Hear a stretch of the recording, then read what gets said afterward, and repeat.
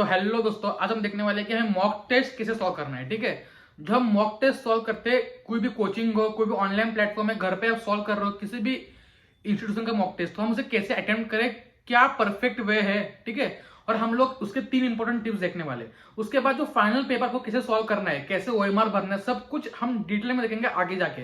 पहले अभी फोकस करना है कि हमारे मॉक टेस्ट हो रहे हैं, जो कि क्लासेस में हो रहे हैं, अगर आप घर पे दे रहे हो तो कैसे उनको सॉल्व करने का बेस्ट अप्रोच क्या है, पहले हम वो देखने वाले। ठीक है, और बहुत लोग क्वेरी थी कि वीडियोस रेगुलरली नहीं आ रहे, 1-2 दिन छोड़ के आ रहे हैं, तो प्रॉब्लम ये हो रहा है कि मुझे अब सारा शिफ्टिंग करना है अपना कैंपस में, तो सारे चीजें मैं अरेंज कर रहा हूँ, तो उसमें टाइम चला जाता है और मैं ऑलमोस्ट पूरा दिन इसी पे रहता हूँ, कोरा इंस्टाग्राम और कोरा टेलीग्राम और आपका व्हाट्सएप पे लोगों के क्वेरीज का आंसर देते हुए कि क्या क्या करना है, क्या क्या नहीं करना, जो लोगों के डाउट्स है उनको मैं सॉल्व करता रहता हूँ। टेलीग्राम पे हम क्विज भी करते हैं, कोरा पे हम आंसर भी देते हैं, तो उसमें टाइम जा रहा है। मैं क्या प्रिपेयर कर रहा हूँ कि मैं सारे वीडियोस यही से प्रिपेयर करके जाऊँ घर से, क्योंकि अगर मुझे हॉस्टल जाके टाइम ना मिले या बाई चांस थोड़ा सा कोई लैग हो जाए, तो videos time to time regularly pattern में आए, क्योंकि जब इरेगुलरिटी आता है तब देखने का मन भी नहीं करता। तो मैं ट्राई करूंगा कि सारे videos time to time regularly आए। उससे क्या होगा कि आपका पैटर्न बना रहेगा, और पूरा हम लोग सीरीज कंप्लीट तो करने वाले हैं बायोलॉजी का और इनऑर्गेनिक का।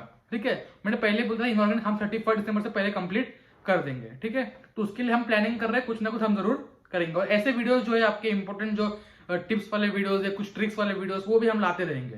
ठीक है, तो ये आप देख सकते हो, ये मॉक टेस्ट है आकाश का। ठीक है, कोई भी इंस्टीट्यूट हो मायने नहीं रखता। ठीक है, मैंने आकाश ज्वाइन नहीं किया था इस साल के 2020 के लिए, तो आप देख सकते हो कोई भी इंस्टीट्यूट का पेपर छुड़ाओ, आपको पैटर्न सेम फॉलो करना है। ठीक है, और लगभग यही पैटर्न आपका नीट में बन जाएगा। मैंने बहुत देखा है अपने फ्रेंड्स को, बैचमेट्स को, खुद को, कि क्या गलतियां होती है।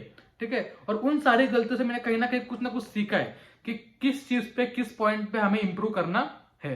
ठीक है, तो क्या क्या करना है, क्या क्या बेस्ट 3 टिप्स है वो मैं आपको बताऊंगा। तो पहली टिप ये है कि आपको पेपर सॉल्व करना है 2 आवर्स 45 मिनट्स या 2 आवर्स 30 मिनट्स का टाइम लगा के। आप तो सब घर से कर रहे हैं, तो घर पे टाइमर लगाएंगे 2 आवर्स 30 मिनट्स का, 2 आवर्स 45 मिनट्स का। इसको अपने हैबिट में लाइए। उससे क्या होता है, मैं को एग्जांपल देता हूँ कि नीट में जब फर्स्ट अटेम्प्ट था मेरा, तब क्या हुआ, पेपर मुझे थोड़ा सा लेट मिला। ठीक है, ऑलमोस्ट 20 मिनट पेपर लेट मिला। उसके बाद सारे प्रोसीजर्स हुए, तो पेपर कंप्लीट करने में तकलीफ हुई। ठीक है, कंप्लीट नहीं हो पाया पेपर पूरा, फिजिक्स सेक्शन में कर ही नहीं पाया, 20-22 क्वेश्चन ही देख पाया, क्योंकि तब मेरा प्रैक्टिस भी कम था, और प्रैक्टिस कम है तो ये गड़बड़ होगी। तो ट्राई करना जब आप घर से ही सॉल्व कर रहे हो। अब मैंने जो अपना इस साल जब मैं 2020 में एग्जाम दिया, तब मैंने क्या किया, मैं टाइमर लगाता था। जब भी मैं कोचिंग में जाता टेस्ट, जब भी मैं घर पे टेस्ट देता था, मैं ट्राई करता था पेपर 2.5 आवर में पूरा खत्म हो जाए। या आप किसी से पूछ ले, मैं पेपर कभी उससे ज्यादा टाइम नहीं लिया। क्यों? क्योंकि इतना प्रैक्टिस करो कि पेपर अगर लेट भी मिले तो उसकी तैयारी हो। रिग्रेट नहीं होना चाहिए कि पेपर लेट मिला 10 मिनट या यहाँ वहां 10 मिनट चले गए, क्योंकि कुछ भी हो सकता है। तो ये कोविड का टाइम है, आपको बोल सकते हैं कि ये कुछ करिए, प्रोसीजर कुछ करिए, उसमें 10 मिनट चला गया, तो आपके पास बफर टाइम होना चाहिए। तो पहला टिप यही है कि 2.5 आवर में आपको पेपर कंप्लीट करने का कोशिश करना है। नहीं हुआ, मुझे पता है कोचिंग के पेपर जो होते हैं थोड़े से लेंदी होते हैं, 2 आवर 45 मिनट तक आप ले सकते हो। ठीक है, अब पेपर अटेम्प्ट करते हो सबको पता है कि पहले बायो करना है, फिर केम करना है, फिजिक्स करना है। अब बहुत ही रेयर कंडीशन होता है कि आप ये सीक्वेंस चेंज करो। ठीक है, अब मुझे फिजिक्स इतना पसंद था, ऑलमोस्ट फिजिक्स में मेरा स्कोर बायोस और मतलब फिजिक्स और केमिस्ट्री मिला के बायो के स्कोर से मेरा ये स्कोर हाई आता था, लेकिन फिर भी मैं बायो को प्रेफर करता था, क्योंकि बायो आपका जल्दी हो जाता है, आपको कॉन्फिडेंस बूस्ट करता है, और आपको पता है कि हाँ मेरे ऑलमोस्ट जितने अटेम्प्ट किए सारे सही होने वाले हैं। अब उसके लिए क्या करना है, एनसीटी आप पढ़ रहे हो, उसके लिए जितना कर सकते हो, ऑलमोस्ट रोज मैं बोलता हूँ आप 90 100-200 क्वेश्चन, मतलब 90 के सेट में 2 सेट लगा सकते हो, या कभी मन नहीं किया तो 1 सेट, तो 90 क्वेश्चन तो बायो का लगा नहीं है। आपका मैक्सिमम से मैक्सिमम आधा घंटा 1 घंटा जाएगा, लेकिन उससे क्या होगा, प्रैक्टिस बनेगी।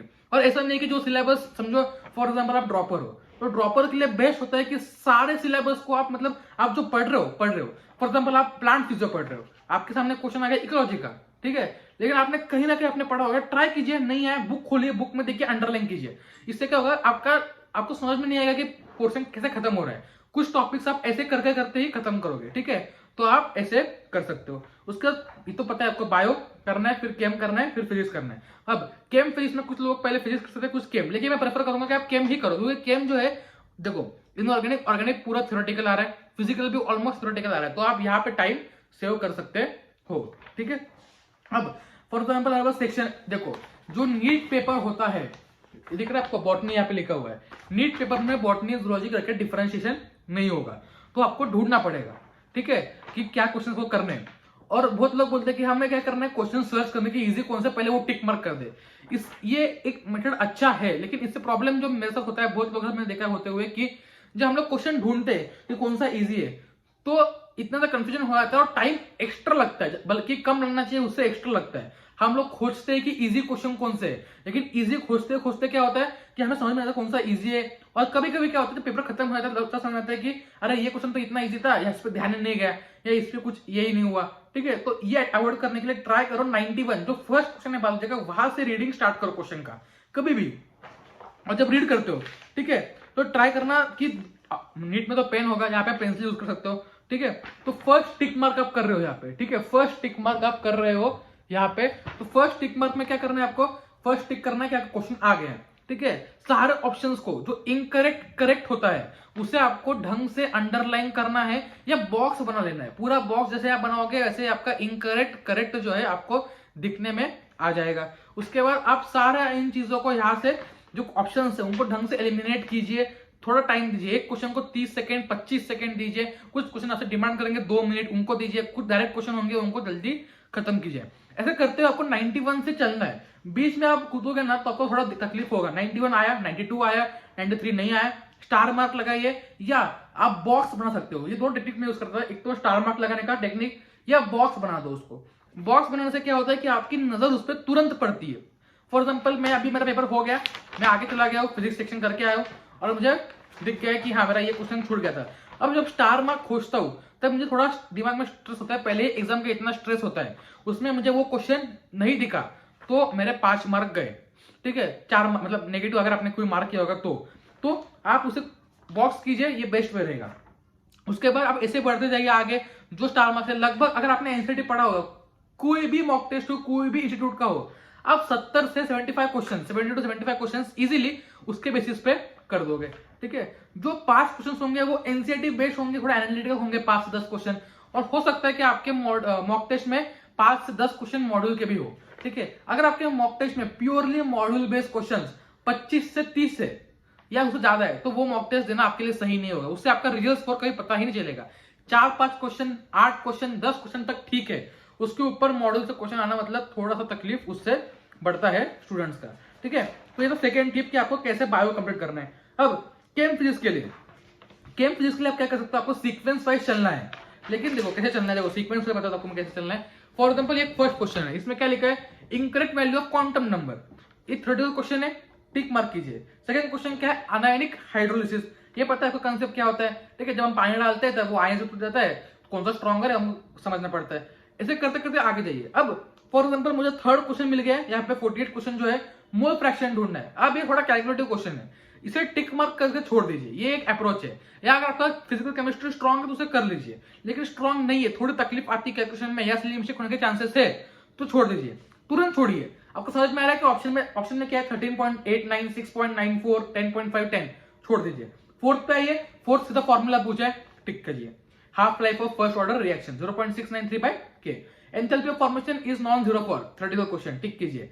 Pair of orbitals which form pi bond, theoretical question, tick कीजिए। ऐसे करते करते आप लगभग केमिस्ट्री में 40 क्वेश्चंस ऐसे टिक कर दोगे। 45 में से 38 to 40 क्वेश्चंस, लगभग 5 से 7 क्वेश्चन होंगे जिनमें प्योर कैलकुलेशन हो सकता है या फिर कुछ पार्ट ऑफ कैलकुलेशन होगा। उसके लिए क्या करना है, अब ये जो 40 क्वेश्चंस किए आपने या अभी तक, वो 40 क्वेश्चंस लगभग आपके 20 मिनट में 25 मिनट में आपके हो जाएंगे। अब 15 मिनट दीजिए आप लगभग उस 5 क्वेश्चन पे, ठीक है, और ढंग से सॉल्व कीजिए। इससे सिली मिस्टेक कम होंगे, ये मैंने खुद देखा है, ठीक है, ये अप्लाई करके।